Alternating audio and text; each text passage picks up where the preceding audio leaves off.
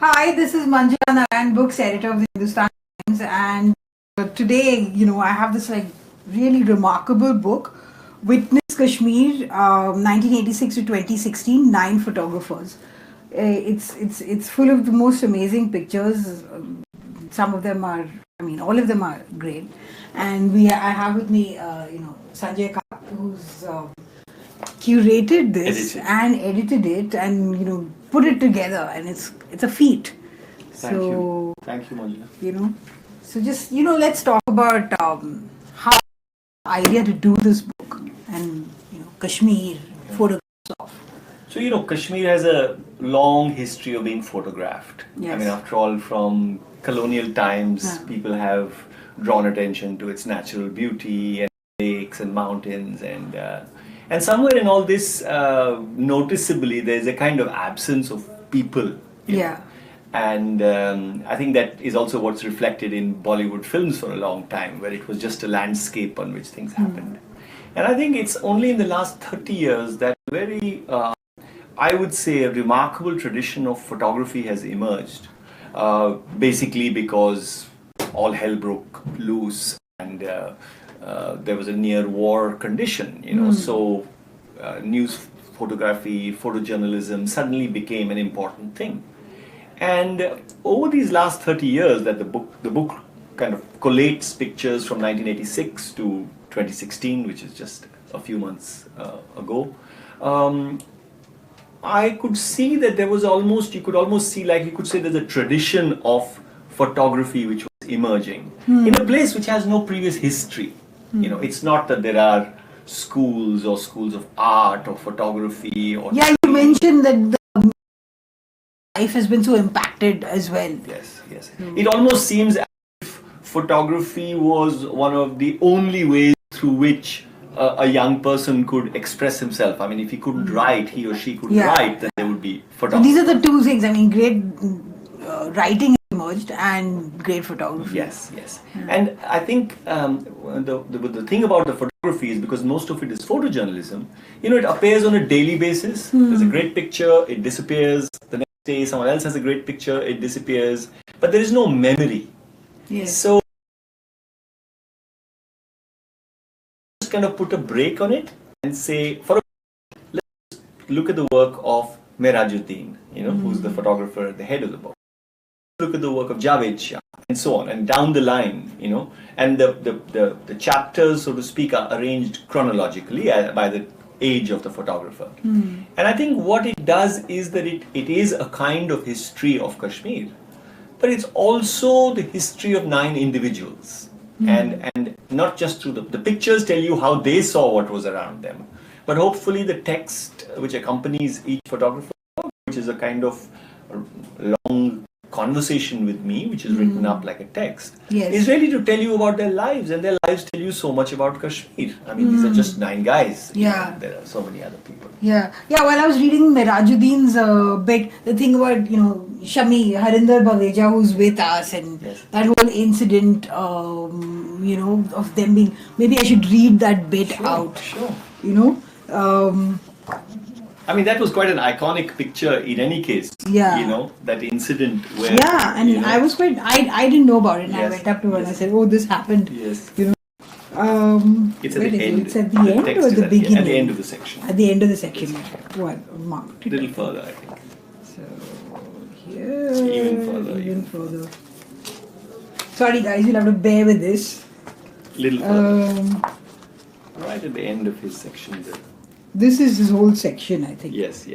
So these amazing pictures. I kept getting distracted. I didn't read all the text, but I did read Merajuddin's thing. Here. So this is a photographer who's been active from the 1980s to now. Merajuddin. Yes. Right. And this is something that happened with Harinder Baweja, who's one of our senior editors here. One of the reporters who regularly worked with Miraj during those years was Harinder Baweja, who was then covering Kashmir with India Today magazine and is now a senior editor with Hindustan Times. As the valley began to be torn apart by a brutal counter-insurgency campaign, Baweja managed to set up an interview with Kukka Pare, a notorious figure who led what was known as the Ikhwan-ul-Muslimun, cobbled together from surrendered militants and others of dubious local standing. The Ikhwan was a lawless armed group deployed by the government to bring to heel a rebellious population. From his redoubt of Sumbal Sunawari in northern Kashmir, Pare and his henchmen ruled using a volatile mixture of threats, violence, loot, extortion, arson, and on occasion rape. After Miraj got the Ikhwani to pose for pictures, Baweja asked Pare her questions, including the charge that his men were illegally cutting down forests in collusion with timber smugglers. Ped hi kaat raha hu, civilian to nahi. Gosh, it's only trees I'm cutting down, not civilians, was his cold-blooded answer. With the interview done, the two journalists headed back to Srinagar. They were playing old Bollywood songs in the car, thrilled with what was obviously a journalistic coup. Suddenly, our driver slammed on the brakes. 4 men had surrounded the car, one at each door. They yanked the driver out, shouted for Miraj the whole time, and then began to drag him away. Baweja recalled. She ran after the gunman, shouting, "If you're taking him, you'll have to take me too," she said. Taken aback by unexpected ferocity, the men paused and in the intervening minutes realized that they were looking for a different Miraj, a journalist who the Ikhwan claimed had been writing against them. Only a few months later, the men got their real target, the journalist Zafar Miraj. They shot him in the stomach and left him to die at almost exactly the same spot. How Zafar survived the miracle in itself is a miracle in itself, Miraj said with a shudder. He crawled through the snow till he got to some help. So that's... So those are very, very dark times. Not that they've entirely disappeared, but I think someone like Miraj has seen the worst times when, in a sense, obviously he was not there, but just a handful, maybe a few hundred images survive, which give you some indication of what life was like in those years. Maybe we should show them some of the, some of the remarkable pictures. You could actually show the Kukka Pare picture. Yeah, I'll show the Kukka Pare picture. Where is it? It's further. Oh, you know each and every spot. Yes, I've been lived with it for a year. So it's further ahead. Just a little back. Little back, was it like this way? Yes, yes. A little more. And is this it? No. No.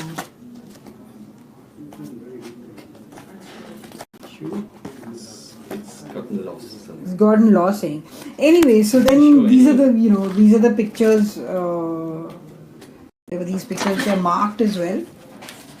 Assassination of Justice Neelkant Ganju. This is like a remarkable picture. It is. Look at that. If you can show. This is one of the first earliest assassinations, and it's a very disturbing picture, which is why it's kind of kept within a fold. Yeah. It's not in your face. You kind of have to get to it. Did you focus on it? So in that sense, a physical book allows you that. Yeah. It allows you to restrain some images. It allows you to play up some images and sort of. Like we were discussing, you've experimented with a lot of formats within this book. Yeah. Opening it out, then these postcards.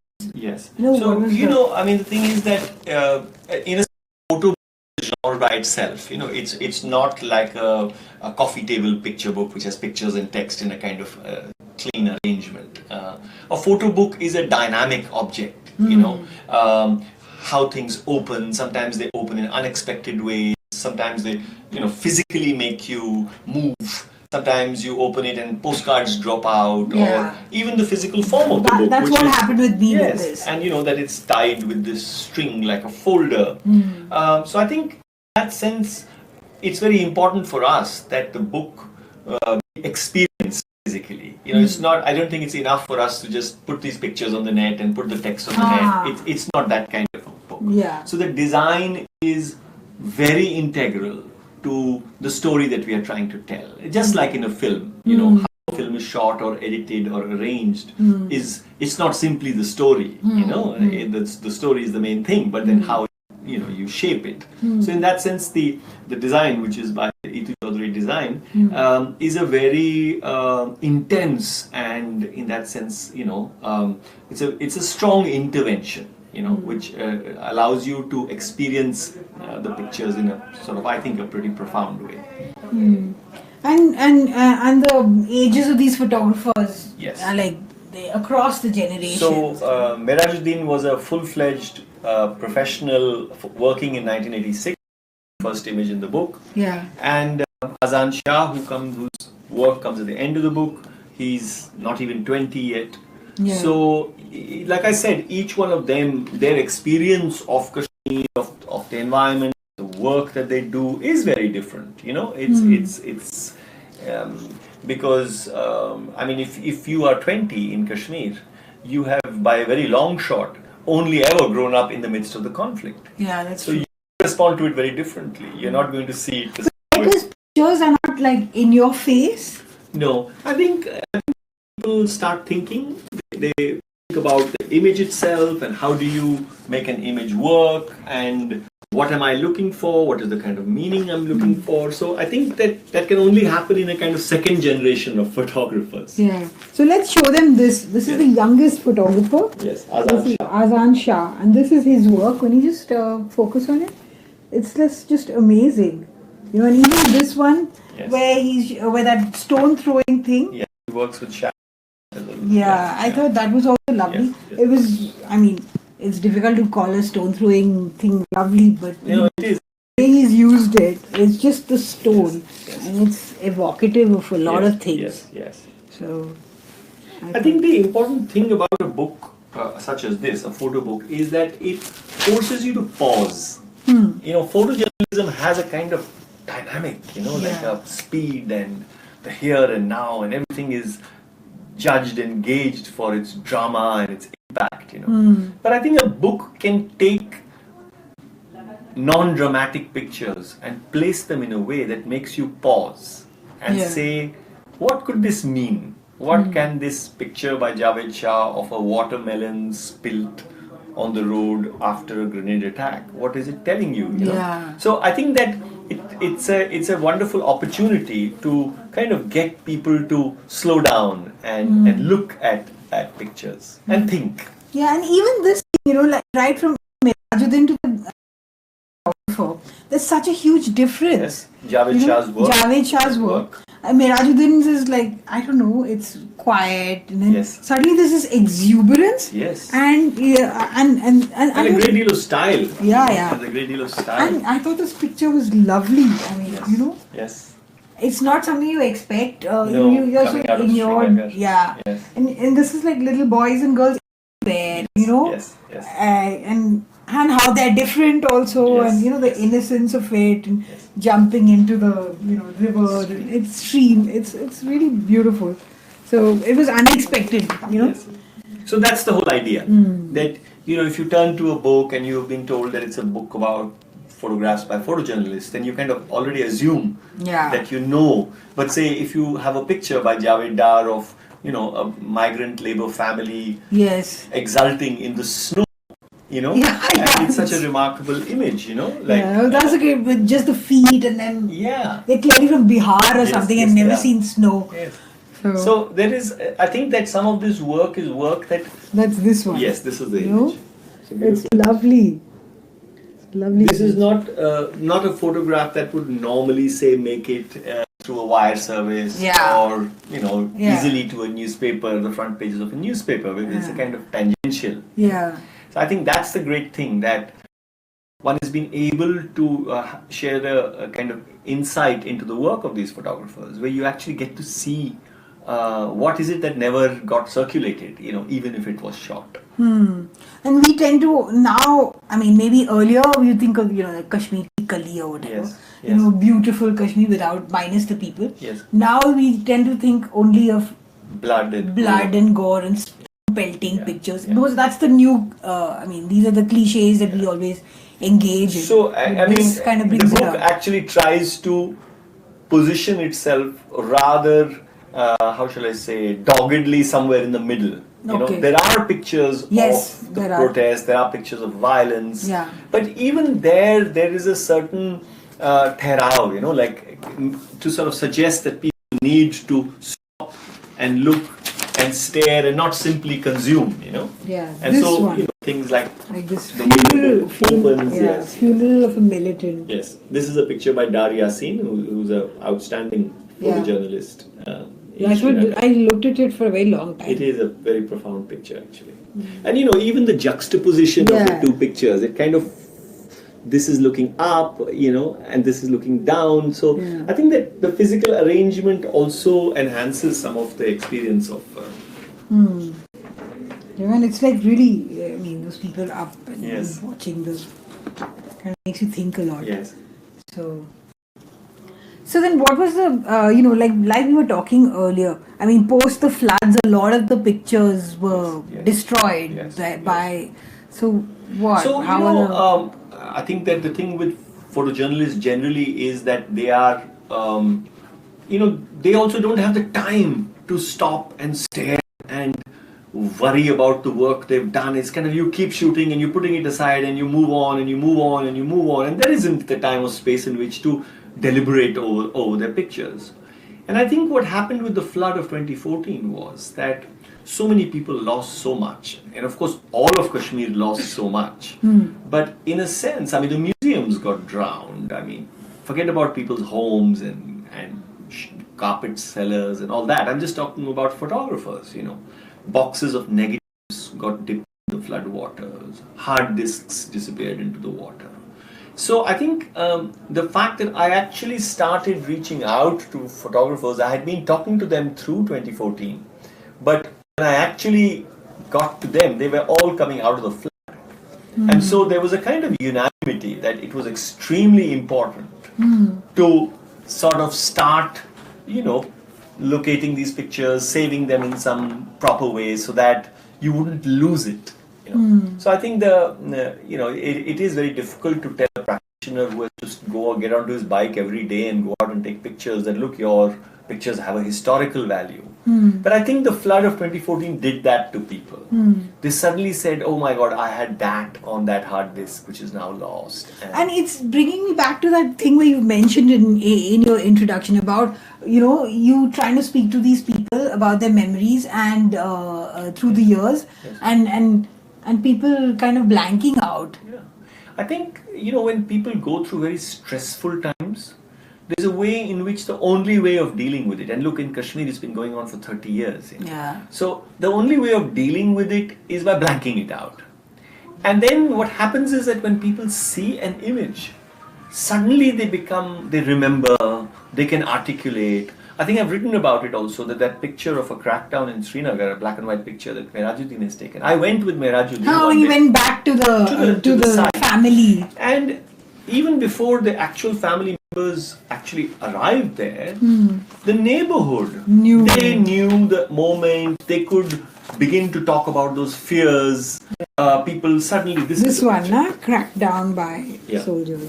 Yeah. So I think that photographs, and I know this to be a fact in Kashmir, that it's not simply that these are photographers who are taking pictures which then service the media. Although most of them have worked for national, international news agencies. But I think that the fact that their pictures appeared in the pages of India Today or Hindustan Times, people will actually tell you, I remember that picture, it was on Times of India, I remember that picture, it was in Indian Express. So much recall, huh? Yes. Which now I think digital sort of So I think onslaught. that especially in Kashmir, the fact that people felt it was very important for the story to be told, and therefore the image always told that story in a way that words may or may not have told. So I think that was very important. Okay. And some of these pictures are, of course, very disturbing, as can be expected from A troubled area. From a troubled area. But some of them, like this one, I mean, are so unexpected. Yes. Santa's on Christmas Eve. Yes. Please. This is a focus on picture this. by Javed Shah. It's, And I think the at the back, we have an index at the back, Yeah. and the caption there says that the Santas outnumber tourists on this particular Christmas Eve because they've been by the tourism department. But yeah, that's an aside. look happy. Look Yes, happy. yes. So, yeah. So, and then some of them are like this boy's work, of course, Yes. is sudden Or color. Shaukat Nanda, whose work comes a little earlier.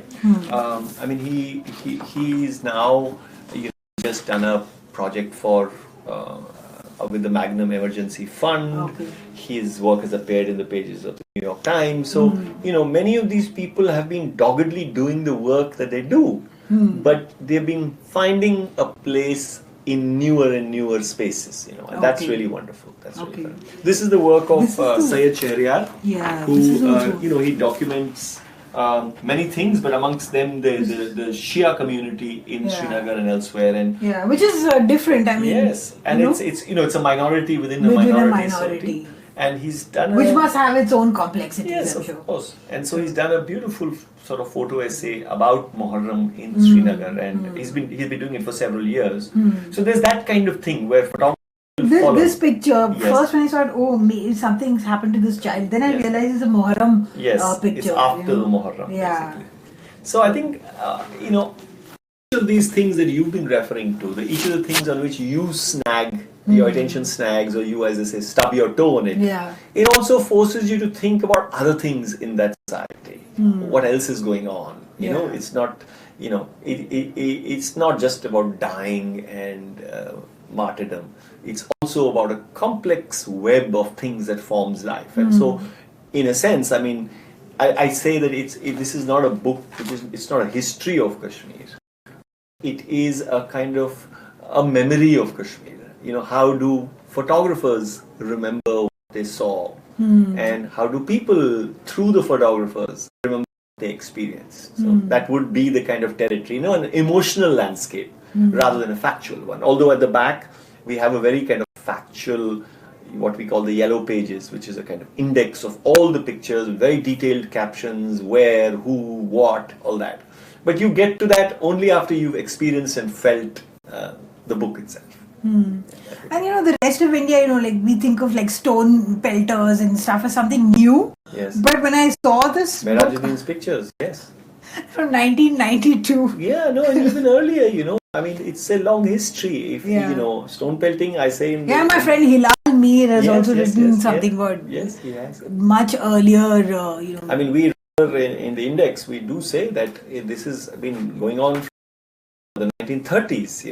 It's a mode of protest, and people have turned to it again and again. It's not a new Oh, thing. finally we find the Kukka Parade Yeah, this is the picture. Ikhwani This is the picture. Ikhwani picture. The counter-insurgents. It's Yeah. a picture by Merajuddin. It's quite well known actually, Yeah. because I mean, someone like Kukapare would not have been that keen to be photographed. Yes. This was one of those occasions Yeah. that we did agree. We also have very few pictures Yes. in the archives. Yeah, not So- many, not many. Yeah. So what were the difficulties that you encountered putting this book together? Oh, I think, I mean, to be honest, I think that I was actually quite taken aback. The imprint under which this book appears is called Yarbal, Yeah. which in Kashmiri means the river's ghat. Oh, okay. But in Hindustani, it means the yaron ka bal, the strength of friends. And we say jokingly that this book could only have been possible by Yarbal. Like a commercial publisher could not have put this book together. So just the fact that the photographers were so open with their material to me, this is a commercial transaction. It's a labor of love, And for them to trust me with their pictures, which in a sense for a photographer is a lifetime's work. Yeah. So I can't say that the difficulty is that when you work with photojournalists, they are on call anytime. So I mean, I've had all these appointments and all these trips I've made to Kashmir, which I don't get work done because something, firing somewhere, there's an incident somewhere, something happens off, they may not come back for 2 days, But that's not a difficulty, And then even in terms of producing the book and designing it, I think that all the people who worked on it, I mean, I don't want to sound like, some kind of hippie hangout, but really everybody has kind of connected with the intention, that there is an intention to do something different, something moving, something beautiful. And I think that once people recognize that, it comes together. It is at the end. It's a 400-page book. It has more than 200 pictures. It has an index. It has text. So it's a gargantuan amount of work for a very small operation, you know. But the fact And that how long did it take you to get this together? well, I think full time, maybe a year and a half. But then, you know, apart from the designers, Yeah, you're doing I'm a one-man operation. So yeah, but it's done, and we hope that people will get to it and read it, and you know, I mean, I keep saying that. I mean, I told you I just read, Yeah. the first one, but it's very moving. Yeah, yeah. I mean, you know, the point is that it's not a I'm not even imagining that it's going to be a bestseller or that it, you know, but I believe that even if there are only 2,000 copies of this book in the world, we've done our bit. You know, we've kind of put a flag in the ground and say, listen, something happened here, and there was a bunch of guys who documented it, and they documented it with a very rare kind of intelligence, and it's there now. You can't deny this. You know, you can't deny their emotions, you can't deny their imaginations. You can't deny the fact of what has happened in these 30 years in Kashmir. So hence the title, Witness. You know. Yeah, like this picture where there's blood on the ground. Yes. I mean, that was another picture that was really. It's a little further ahead in Javed Dar's thing. You know. It's this side. A little further, yeah. Little further. Yeah, so it's just This is it. No, the one after yeah, this. it'll come after this one. Little further, yeah. Yeah. Yeah.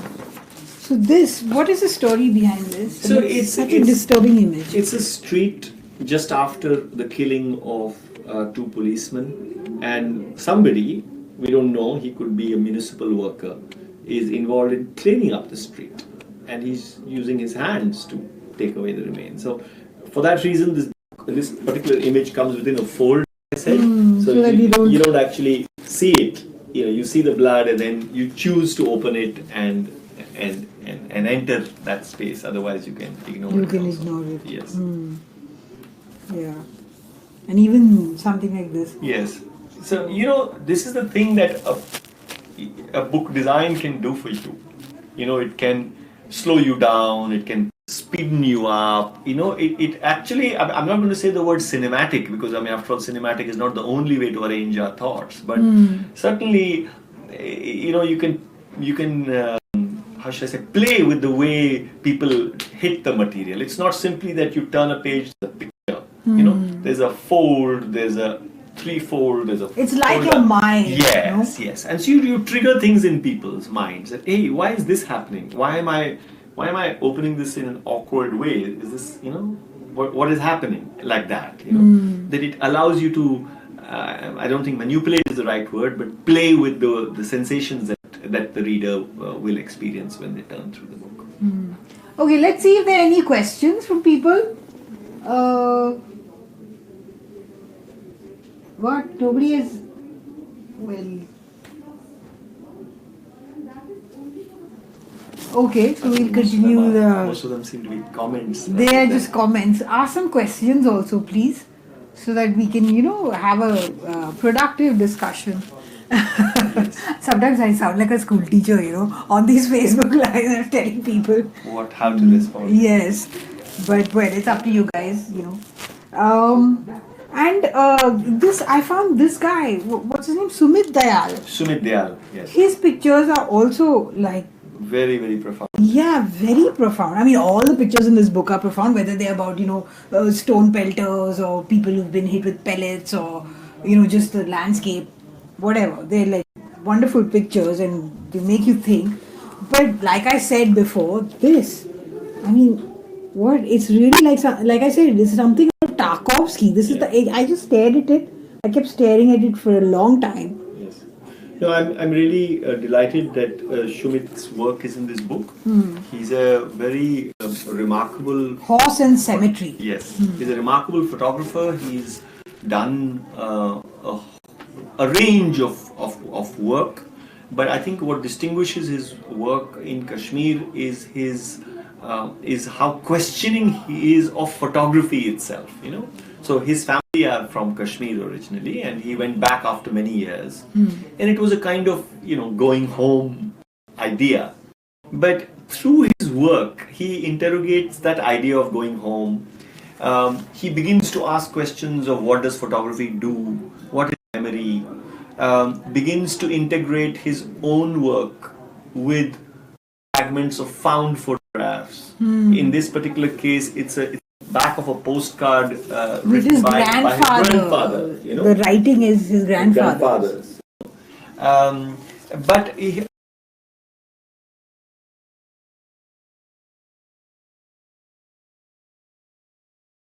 super crisp photojournalistic image. He's working with 5 different cameras, which are what is common between them is that he uses just the same film in all of them. Okay. But he's using panoramic cameras, and you see some of the images.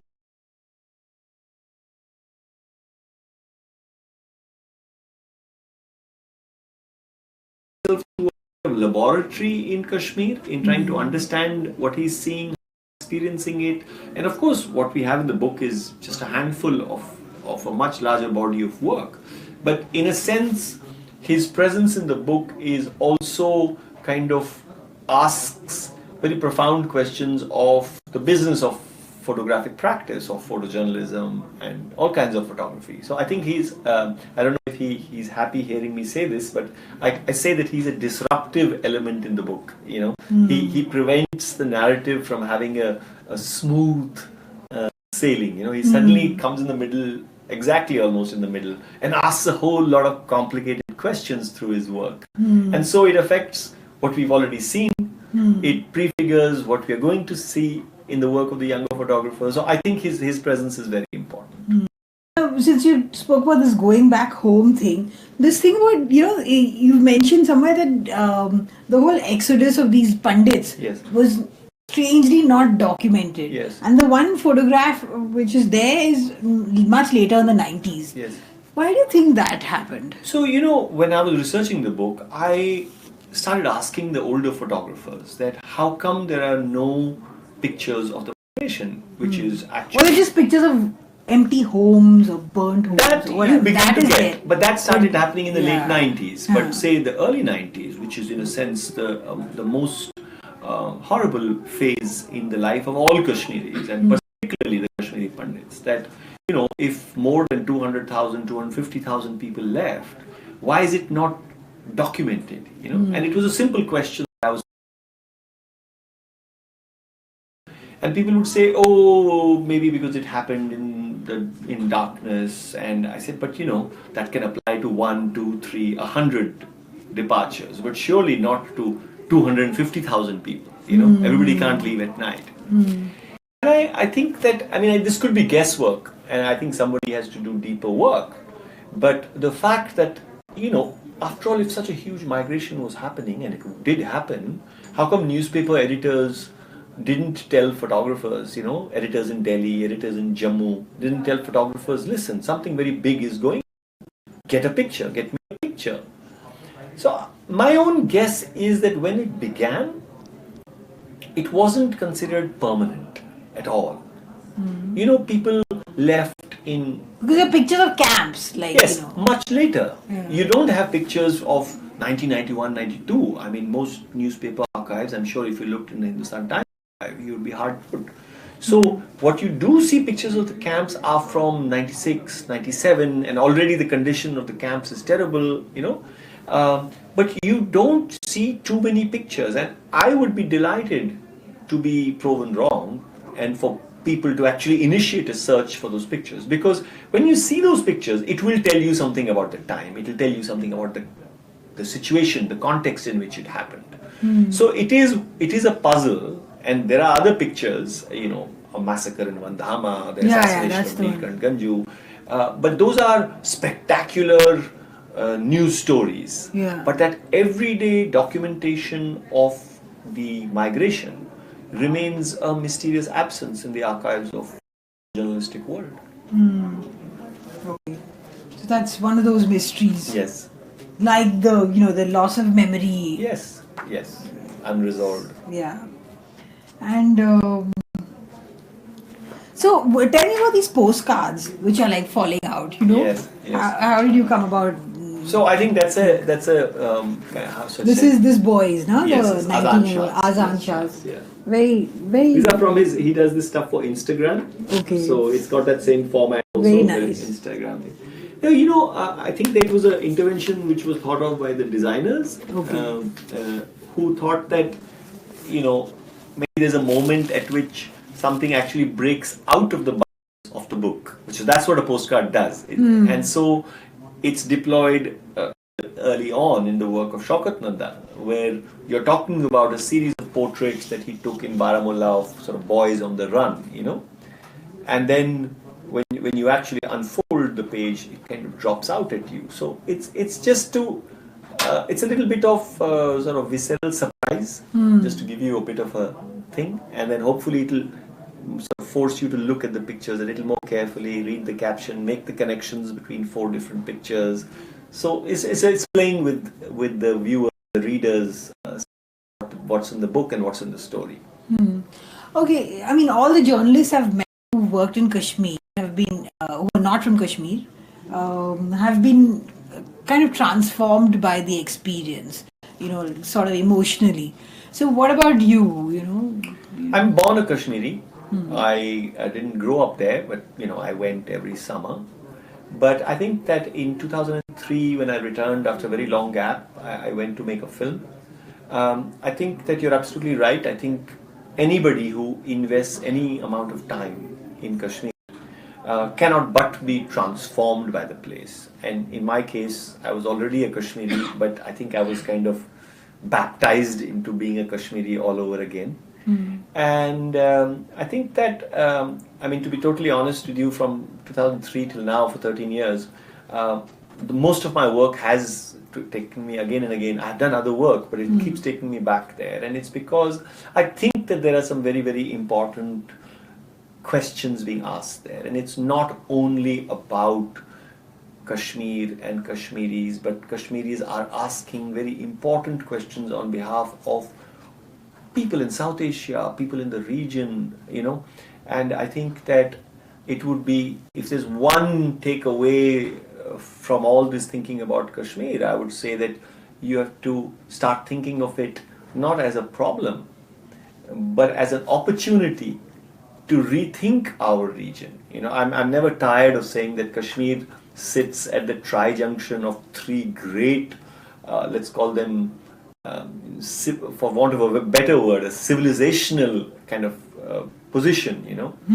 You have India, you have Tibet and China, you have all of Pakistan and Iran and Central Asia, and by turning it into this log jam of ideologies and cussedness and bitterness, we've actually how should I say, frozen our arteries. Were it to be a place through which things could travel, I think that it would be healthy for everybody in this region. This is not the time and place to hold forth about an optimistic view of the future, but I do believe that some of the power of what this Kashmir story carries comes from its importance. It's not because Kashmiris are important, but because Kashmir itself, it's a blessed, important place. Okay. And going back to the photographers, do you think this sort of project will, make photographers there think about, archiving more seriously than they've done so far? So very interesting that we released the book just a few days ago in Delhi, and somebody asked me a question about women photographers and said, you don't have women photographers, and could you talk about it? And the fact is that yes, I was not able to locate. There were women who were taking photographs. Even but subjects, yes, largely male. Yes, that's the nature of the way.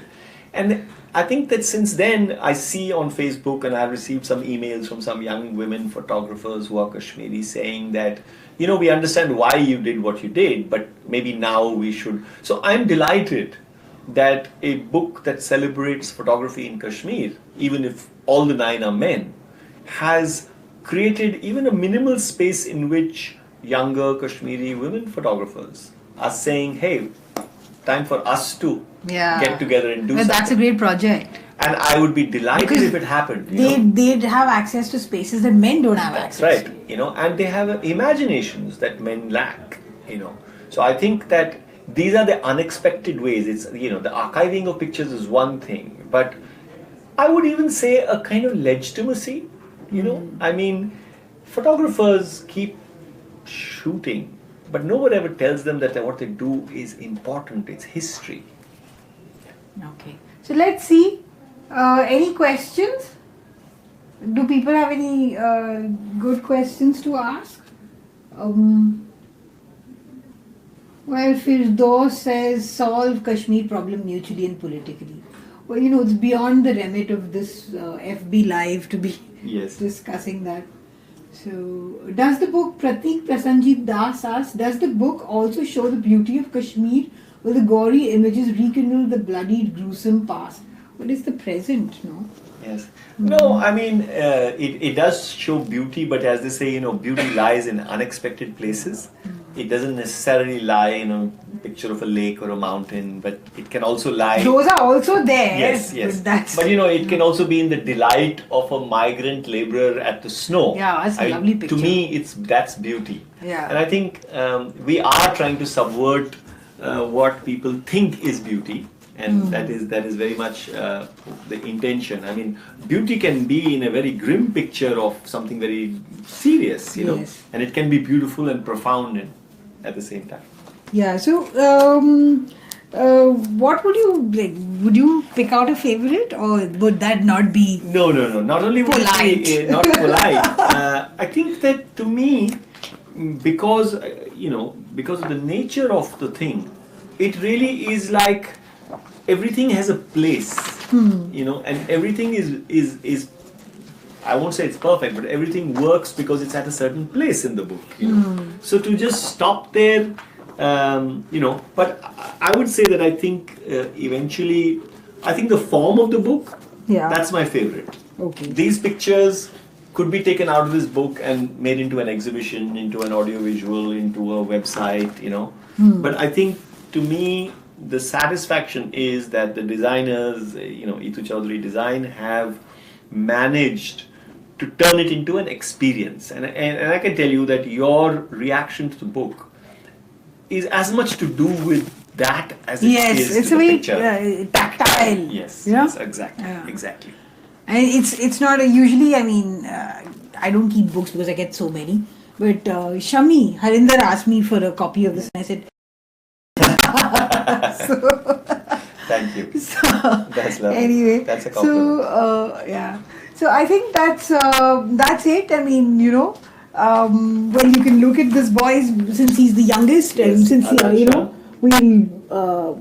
allow you to feast your eyes on it. Yes. Since we can't show you any of the others because it wouldn't be correct. So that's it. This is a lovely book. I mean, lovely is not the right word. It's a book that makes you think about Kashmir, about the South Asia, the region, and about the practice of photography itself, and the complexities of the modern world, really, of nationalism and everything. So go out and get a copy for yourself. It's really very worth it. Thank you so much for being here. Yeah. Bye.